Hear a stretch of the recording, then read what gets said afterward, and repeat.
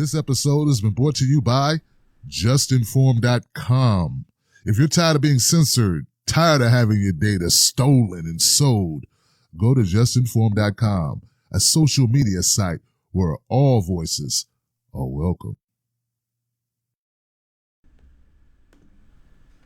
What's going on, everybody? Thank you all for tuning into this live stream segment of Mi Casa es Tu Casa, and I am your host, Niko House. Thanks for joining me on a beautiful Saturday morning. I heard some of you all got snow. As you can tell, on this very casual Saturday, in my tank top, we in Miami did not get snow, and I am perfectly fine with that. As much as I loved snow when I was a kid, as I grew older, I just came to realize I only loved snow when I was a kid because I get to throw snowballs at my brother's face. And also, I got out of school. I don't go to school, and if I don't go to work, I don't make money. So snow is just not fun at all for me as an adult. It just means especially the older I get, it means that I'm most likely to get injured while walking in it. So I do not envy you all, but make sure that you're being safe out there on the roads. If you are in snow, I heard there's snow in New York, heard there's snow in Alabama for some reason. Climate change. And it's snow, I think, in Chicago. There's snow in North Carolina, Virginia. So it's going to be interesting to see just how far the snow goes, because it seems like it's going to cover all of the East Coast the way it's looking. So it's 72, 73 degrees right now out here in Miami. So I am not upset at all. With that being said, I want to go ahead and get started. I can't say we didn't see this coming. I really can't. Because, well, it's Nancy Pelosi. She's a neoliberal. And what have the Democrats been trying to run on? I mean, and pretty much since Hillary Clinton in the 2016 election. They think that they can run on the fact that they're women. They think that they can run on the fact that they're black. They think that they can run on the fact that they're Latino. Like, that is not what wins you the elections. You don't focus in anything, by the way. When you're trying to run on a progressive platform, you cannot focus on our differences, but instead you must focus on the things that bring us together. And yet, Nancy Pelosi, despite literally losing the House, being in charge when the House went to the Republicans, to Trump, she still has not learned this lesson, because Nancy Pelosi has finally decided to pull out the women card. Isn't that so beautiful? By the way, if you want to have your comment read out loud here and on Roku, don't forget you can drop a super chat and we will go ahead and get that read. So in an interview, Pelosi attacked opponents and challengers, noting that it is mostly quote unquote men who oppose her run for Speaker of the House. Really? Maybe it's only potentially only men that are speaking about it to you and maybe to the media. But let's be very clear. The initial people who came out and were like bold detractors from the Nancy Pelosi regime, that's what I call it, the Nancy Pelosi regime. They were bold detractors from that regime, and they were women. And they were women of color. And they were Muslim women, actually. So, what do you have to say about that? They were the ones who actually came out and started making Nancy Pelosi not being the Speaker of the House a legitimate conversation. It was Rashida Tlaib. So she was the first one. Like, I remember they kept trying to trap Alexandria Ocasio-Cortez in that trap, and she danced around it. Now, Rashida Tlaib was not having that. She said that Nancy Pelosi does not represent my district, District 13 in Michigan. So, yeah. In the interview, she goes on, the reporter asks, she goes on to say that you'd have to ask those people what their motivation is. She told reporters, and this was on Thursday, said, I think of the 17 who signed the document saying that they were not going to support Nancy Pelosi, 14 are men in that letter. And then the reporter asked, of course, what else would you ask in that situation? Is that sexism at work? Their opposition to you, the reporter asked. She says, I enjoy a tremendous amount of support from women in our caucus. What? Anyway, from the new members who are women in our caucus. Not true. Let's be clear. I just gave you 2 examples of women who are brand new, who are not supporting her. And if you remember the video I did 2 days ago, where I listed off all the Democrats who were saying that they were not going to support Nancy Pelosi, a lot of them were women. So yeah, I guess objectively, technically, she has support, I guess, from a lot of women who already supported her, but she also has support from men. Now, she has a lack of support from women, and she also clearly has a lack of support from men. I doubt the fact that she's a woman has anything to do with why people don't support her. And she said then, and so I get the upside, I think, of being a woman. Really? Then she goes on to say, you'd have to ask them, she said again, of some of her male critics. In fact, if there is any misogyny involved in it, it is their problem, not mine. People.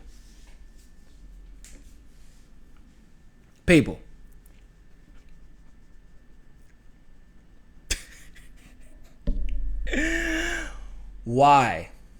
Why is it that the Democrats have not, will not, and refuse to learn their lesson about playing identity politics? When I run for office, you know the last thing I'm probably going to end up mentioning, and it's probably going to be at the point when I have to mention it, like just when I'm talking about my basic experiences in life, because that's the experience I had. The last thing I'm going to mention is I'm black. Because Medicare for all benefits everybody, not just black people. Potentially federal job guarantees benefit all people, not just black people.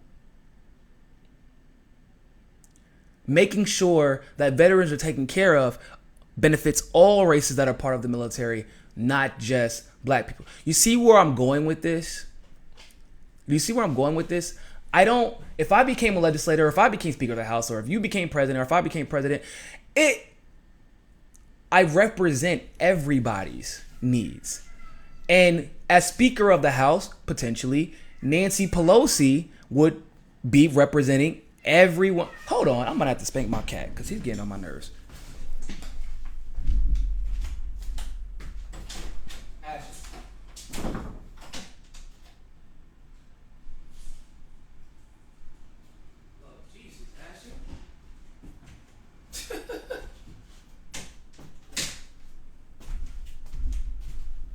I told y'all my cat is spoiled.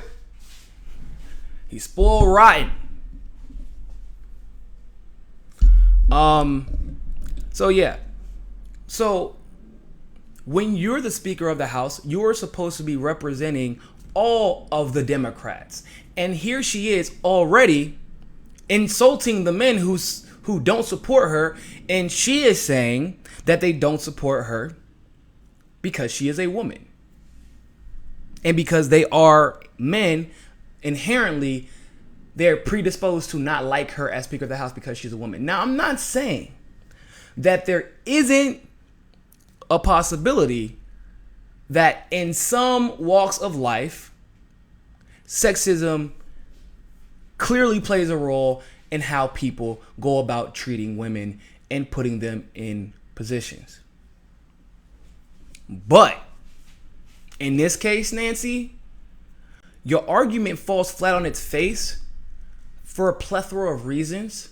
Namely, they've already voted you Speaker of the House when the Democrats were already dominantly male. You freaking idiot. How are you going to use an argument that, oh, they don't want me to be Speaker of the House because I'm a woman? Despite the fact that I think that we can all agree that 20 years ago when she initially took over as Speaker of the House, you know, she was Speaker of the House, I want to say 2004? So over the course of 2000 to 2019 or 2018, she's been Speaker of the House, I think, 2 or 3 times.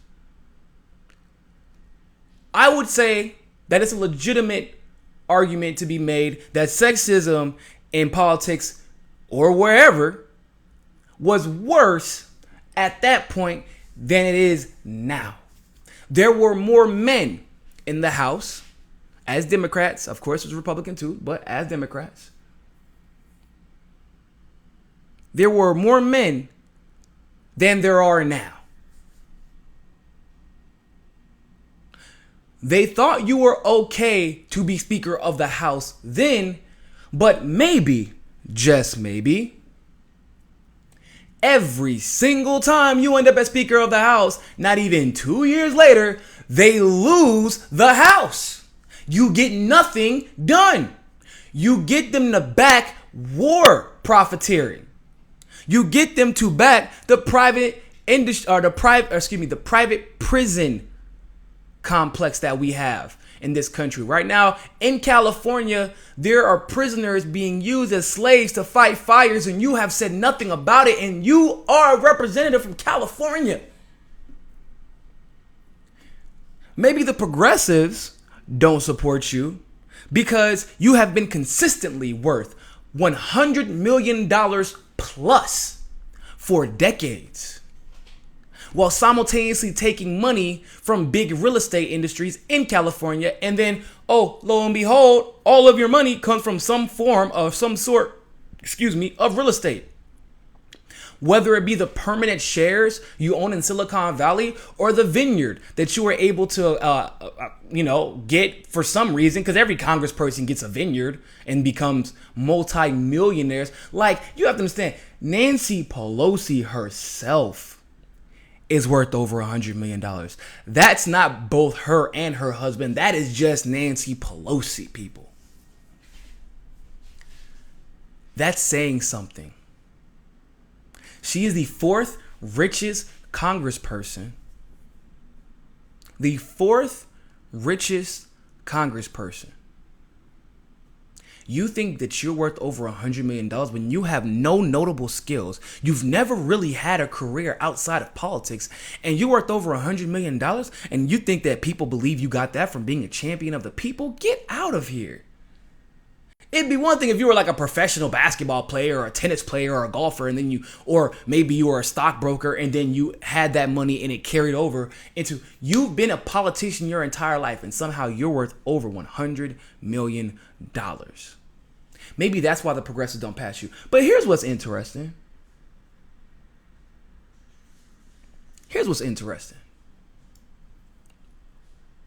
When you're vying for Speaker of the House, and you want to defend yourself,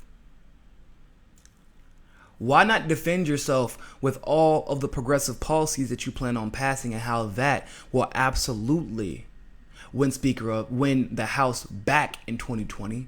And you know that this is true because guess who are mostly replacing the Republicans who got beat in this year's elections? Progressives. Alexandria Ocasio-Cortez, Rashida Tlaib. I keep forgetting her name. I always forget her name, and I feel bad for it. I'm really bad with names. But y'all always see me having to look names up. But that's just who I am. I don't know why. We all have flaws. Anyway, but there were just a tremendous amount of progressives that won who campaigned on progressive policies, because progressive policies don't benefit just men. They don't benefit just women. They don't benefit just black people or just white people. They benefit all of us, people. They benefit all of us. But she can't say that she's going to help the House push through progressive policies, because instead, she has already let us know. She was on a live feed the other day speaking at the National Action Network, saying that she was going to pass everything but progressive policies.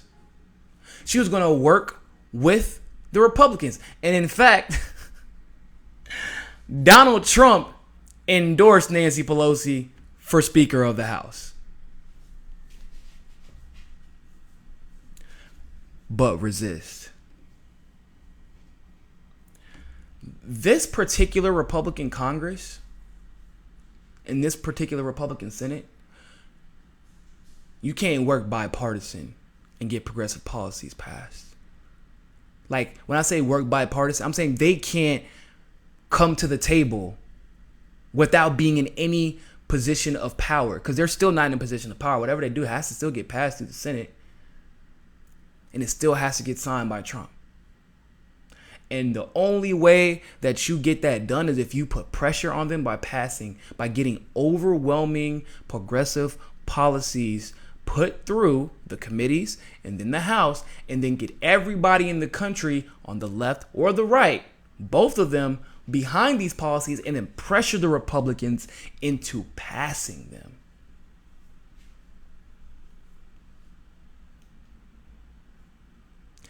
That's not called bipartisan support. That's called pressure burst pipes. We can't have another half-assed Affordable Health Care Act bill. We can't allow another tax bill like the one we just saw to go through. The deficit is worse than it's ever been. It hasn't paid for itself. That tax bill, like Trump claimed, has not paid for itself.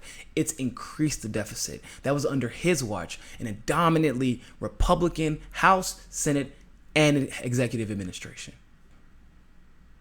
How can you work with that?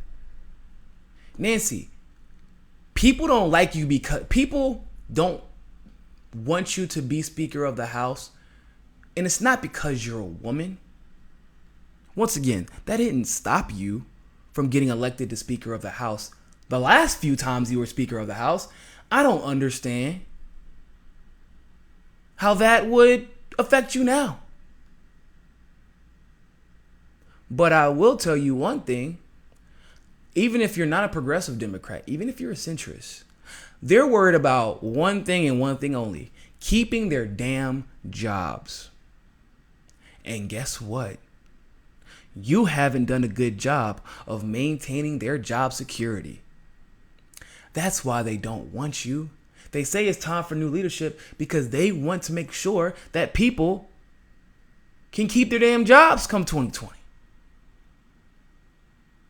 At the very bare minimum, it is self-preservation. We get it. You're in a blue state. No matter what we do to Nancy Pelosi, she is in that seat until she dies. I'm just being honest. You're not beating somebody worth $100 million in a city where she is rigged at every corner. She walked into the gate in her election this year with 700,000 voters before another person got a vote. You're not beating her. So she's safe and she knows it. But hey,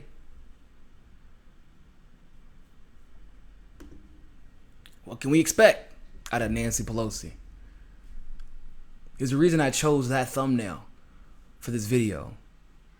Because the Democrats still have not learned their lesson. But I'm glad we're back.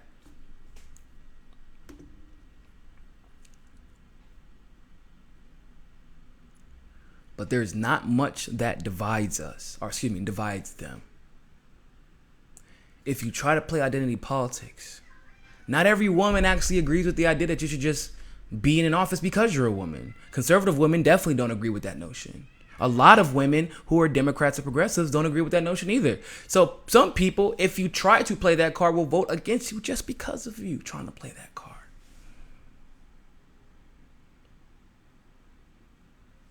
I personally would like to see Barbara Lee or Marsha Fudge in charge.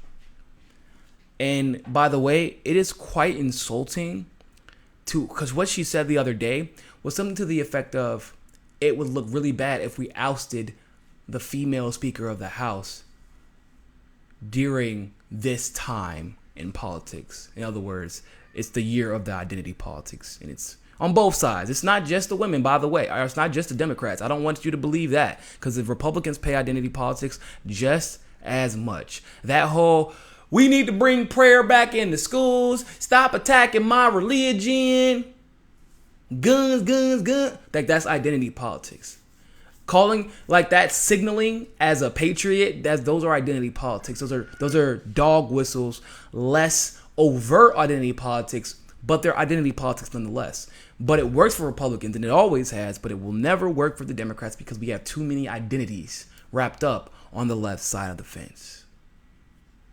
So with that being said, people, thank you all so much for tuning in. Make sure you check us out on Roku TV. If you have not yet, you can check out I appeared on Redacted tonight with Lee Camp, discussing election fraud and election integrity. Make sure you go check that out. You can do that by going to the community tab on our page and go to the video, comment, like it. Shout out to Lee. Thank you so much for having me on. I greatly appreciate it. And thanks for all the positive comments in the feed. It's really cool because whenever I went on both Jimmy Dore's and Lee Camp's show, it was kind of like this weird, I know a lot of you all obviously listen to music, but some of you all who are more into independent music, like indie music, indie bands, indie rappers, it was interesting going through the comment sections because it was like people's favorite indie band or indie rappers finally heard them on the radio for the first time after and they were like, I discovered them first. I knew about them already. That's what it kind of felt like. So it was really cool. And of course, as always, I appreciate the support. I really couldn't have been here without you all. You all have been vying for me to get on these shows for quite some times, and it's finally coming into fruition. And I can't really say that it's if it wasn't for you all that I wouldn't have been on these shows. And the plans that are coming into fruition in the very near future would not be happening if it wasn't for you all. So thank you all so very much for the constant and continuous support. And hey, remember, more than anything else, find your balance.